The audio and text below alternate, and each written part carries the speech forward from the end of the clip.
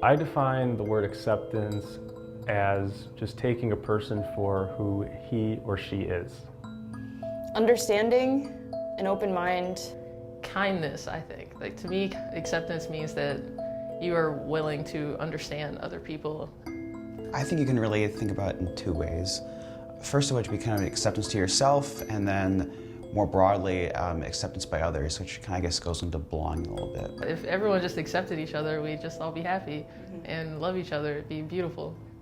We would have more maybe open discussions. If they don't understand others, then it turns into fear, and then they can't understand one else, and they don't take the time to get to know everyone else and at least try to reach out and at least accept that others can be different. And that kind of different thinking that people can be different than your own is hard at first, but I think it's necessary. You have to be willing to sit down and just have a conversation sometimes. It doesn't have to be a political conversation. It doesn't have to be something where you're yelling at each other. If you just sit and talk to somebody, you'd be surprised what you would learn from them.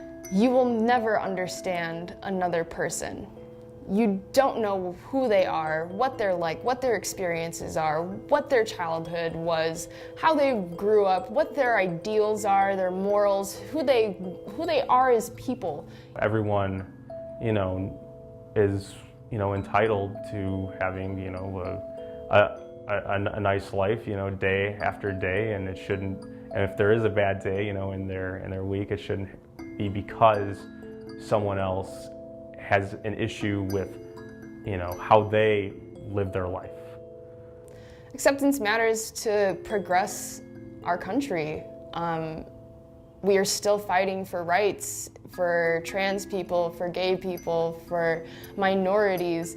And I think with acceptance, we can finally move forward as a society.